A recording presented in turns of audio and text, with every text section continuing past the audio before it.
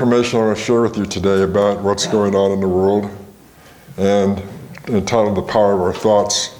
But I have 3 points to share with you first. Randy Barnes sent me an email this morning in response to an email I had sent inviting everybody to come today and how we were going to celebrate love and health. And he said, "Thank you, George, for heading the Fellowship of Spirit in these wondrous times. I choose to believe that there is a true conspiracy of good that is really in charge of what is occurring presently in the world. And that we came here on earth at this time to witness and to participate in that co-creation of a new world of peace and understanding. There is nothing to fear but minor inconvenience in worldly affairs for a temporary span of time. Let us realize there is nothing to fear when we join the great plan and are now ready to be an active partner in bringing a miracle of peace into manifestation. Let us be vigilant together for God and His, her, its kingdom, as the Holy Scriptures inform us. We have many powerful comparisons around the globe, or companions around the globe who join us. Love and light, Randy." That was nice. Yeah. Secondly, on this day of your life, I believe God wants you to know that good health is not the absence of symptoms, it's the presence of peace. Do not confuse physical vibrance with spiritual vitality. You are not your body. Your body is simply a tool. A magnificent tool for sure, but nothing more than that.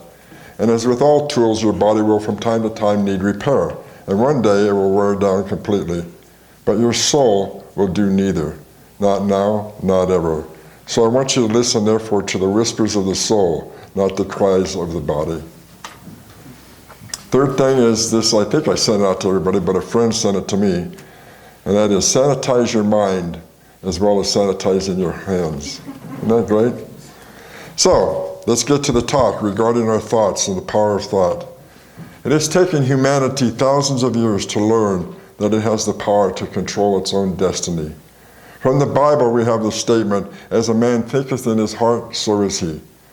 The old Greek philosophers understood something of the meaning of thought. Aristotle said, "What we expect, that we find. What we wish, that which we believe." Shakespeare is accredited with the saying, "There is nothing good or bad, but thinking makes it so."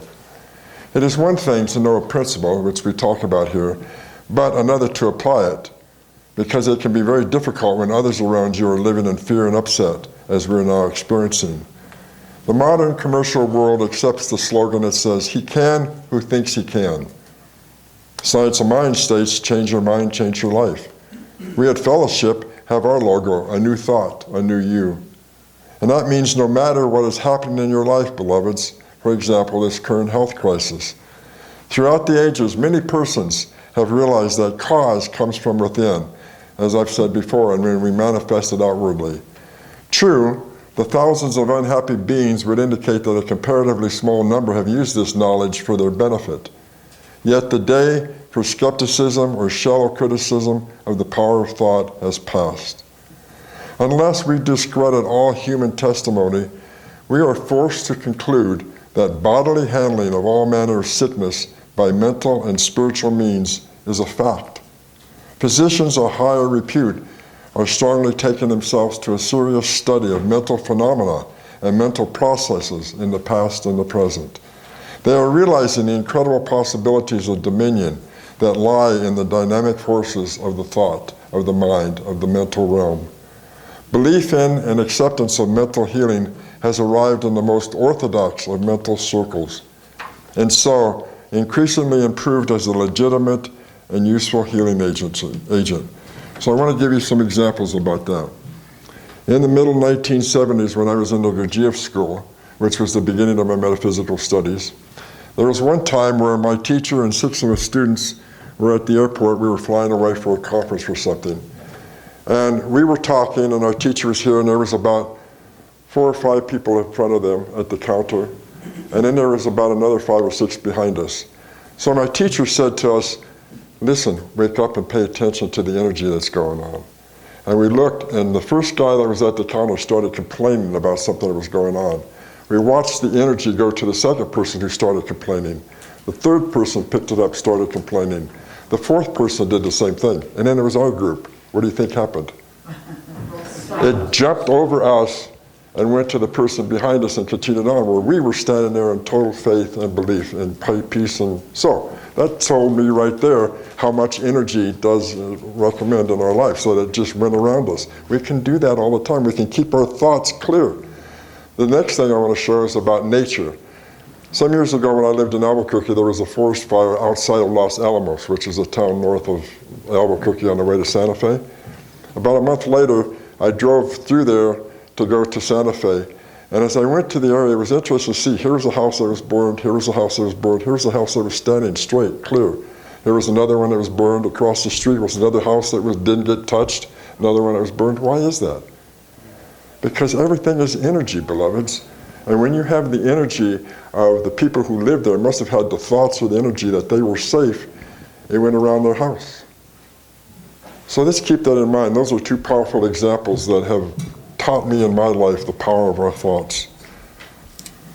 So let's now talk about the basis for mental healing. As of the 1930s, the time of the creation of the science of mind by Ernest Holmes, much of this field was still obscure and imperfectly understood. For the scientific study of mind was still in its infancy.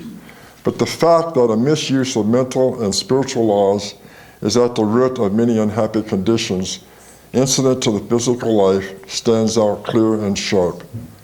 The first principle, fundamental to the understanding of the operation of thought, is this: we are surrounded by an infinite intelligence. Now, the possibility of healing physical disease, changing one's environment, attracting friends, demonstrating supply and abundance through the power of right thinking rests entirely on the theory, beloveds, that we are surrounded by an infinite mind, which reacts to our thought according to law. We comprehend this meaning of infinite intelligence only in a small degree, but because we are spiritual beings, we do sense this presence of an intelligence which is way beyond human comprehension. As intelligence which is great enough to encompass the past, understand the present, and to be the father of the future. It is the cause, because of everything that has been and all that is, which must unfold everything that is to be. This presence is in charge. Our own intelligence is one of its activities and is of like nature to it. So, all of that is information that I've taken from the past. Let's look at the present, which is a positive opportunity involving coronavirus. First and foremost, we are invoking the entire company of heaven and the I Am Presence with each and every one of us to blaze the emerald green and violet flame of healing through the power of infinite transmutation. I'm claiming that for us. I'd like you to too. We claim it in, through, and around the physical, mental, and emotional bodies of every person who is now or will in the future experience the coronavirus.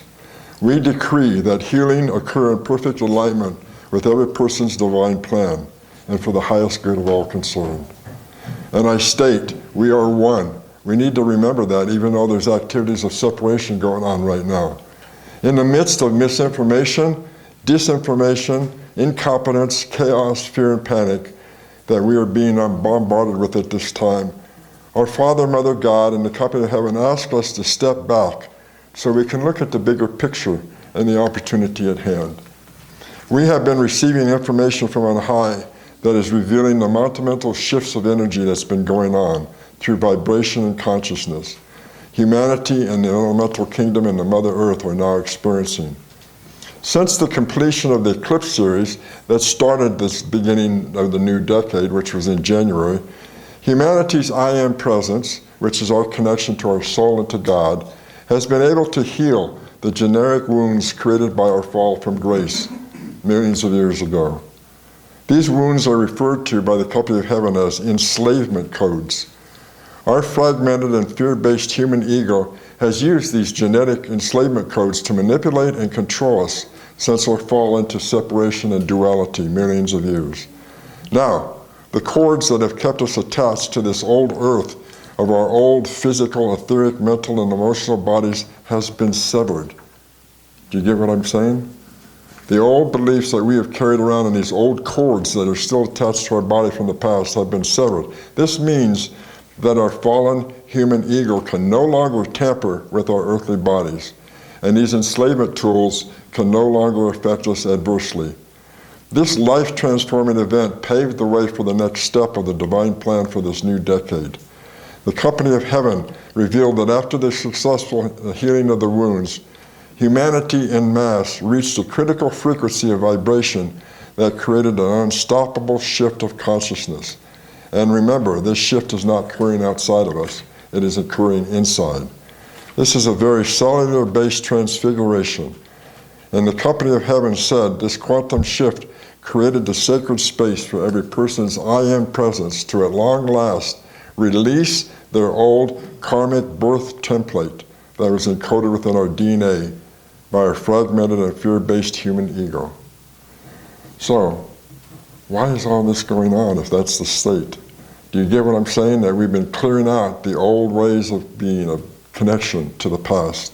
To understand the magnitude of what this means for each and every one of us, the company of heaven has said that the karmic codes within the DNA of this human birth template contain the distorted patterns of aging, disease, mental and emotional dysfunction, and even death, as we have experienced it for eons of time. So all of that is changing. It is never the divine intent of our Father and Mother God for the daughters and sons of God to experience all these painful challenges in our earthly bodies. It wasn't because of God, it was because of our own thoughts, the own decision that we made when we separated ourselves from Source. Once these unfathomable shifts were accomplished by the I Am presence of every person on earth, the light of God, pulsation in our light bodies, began flowing in the core of purity in every person's earthly bodies. So this energy has been building up since January. And now this tremendous influx of light is coming through to us and pushing everything that conflicts with the perfection of humanity's earthly bodies to the surface to be healed and transmuted back into life. And don't be surprised when I say part of this purging is manifested as the coronavirus. So we have to look at it, beloveds, as it's a deep healing that's going on in everybody's body. That's why it's running throughout the whole world. We are not separate from one another. And it's time to let go as we move into the fifth dimension, the old ways of being. And because we are one and there's no separation, the global focus of attention on this coronavirus by the masses of humanity has created a collective cup of consciousness through which the light of God is flowing through to accelerate the purging process occurring in the outer world. So first of all, people are going to see this in the outer and start taking more attention and claim for the inside. You and I and all the rest of the awakening humanity have the ability to command the light of God flowing through the collective consciousness to accomplish this essential purging process in a gentler and less traumatic and painful way. So what this means, beloveds, is that we are healing old patterns of being in our own old bodies. Be awake to the newness that is occurring right now in your body, in your consciousness. And now, the energy of this will affect, since energy is everything, will affect people in different ways. Those who don't get affected by this virus have a higher vibration in their body, more positive thoughts, which is why I want you to keep that going for yourselves. The rest that have died and will die did so on a soul level. It was their time to go. I know that our souls choose when they come into physical being, and it chooses when it's going to go. And it just so happens that people are choosing this time because, why? On a soul level, they needed to be back home with God during all this time that this work is happening. To every I am presence and every man, woman, and child. And this is important to know. Now, to some of you, these words and ideas that I'm stating may not make sense to your human mind, but remember, you are a soul connection to God, and you are just temporarily in this body, and it is changing for all of us. So you are here to learn. Remember, we've talked about how this is a school, and we're all through different levels of learning. Know that your soul is here to learn and to grow. That's why we're here. And I remind you, when people are afraid, they give away their power. When people are terrified, they give away their soul.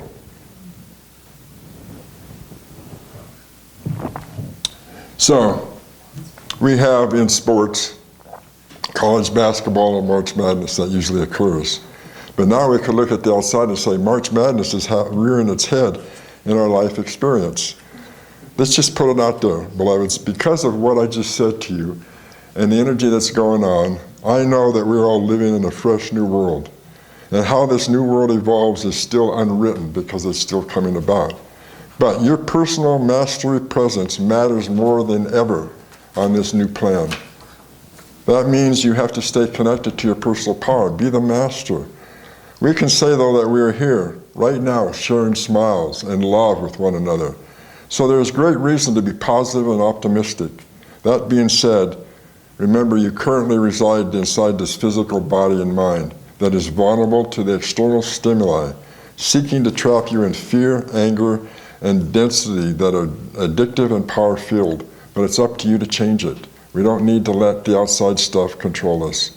The March Ascension increase is unfolding exactly as the energy presented when we receive the 2-year gift from the I Am presence within us and from God.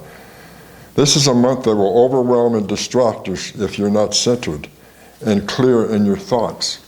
So be clear about how you're thinking. This is what I'm talking about. And because of this corona flu, many people are dealing with a sense of despair and frustration.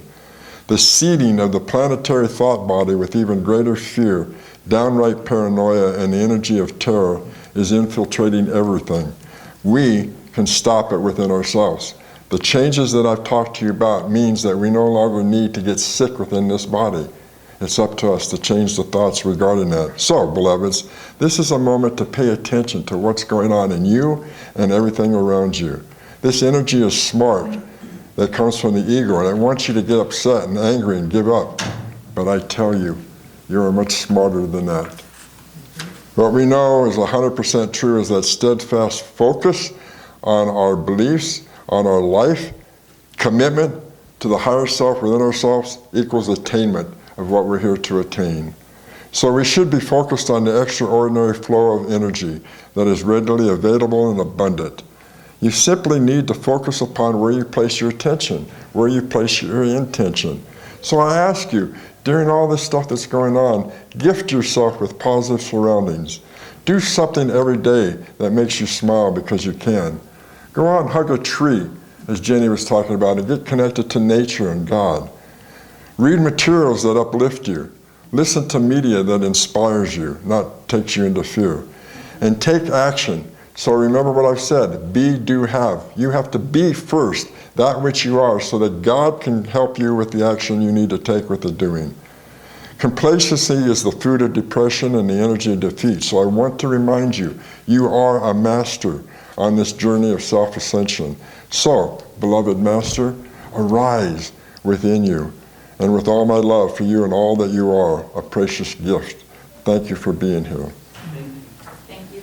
So I'm going to give an invocation for the collective humanity's consciousness. If you want to close your eyes. I am my I am presence, and I am one with the I am presence of all humanity. As one consciousness of pure divine love, I evoke our Father, Mother, God, and the legions of life throughout infinity. And I say, beloved ones, come forth now. I am one with all these magnificent forces of light, and through my sincere heart call, they have joyously come to help humanity's I Am presence empower and sustain the light work of every man, woman, and child on earth.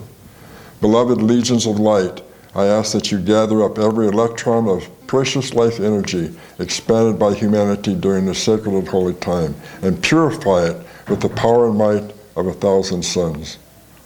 Weave this energy into the cup of humanity's consciousness so that every electron of precious life energy released by the sons and daughters of God at this time will be used to exponentially expand the light of God on earth. That's what we're here to do, expand the light of God and bring the purging process we are now experiencing to a gentle and God-victorious conclusion. And so it is.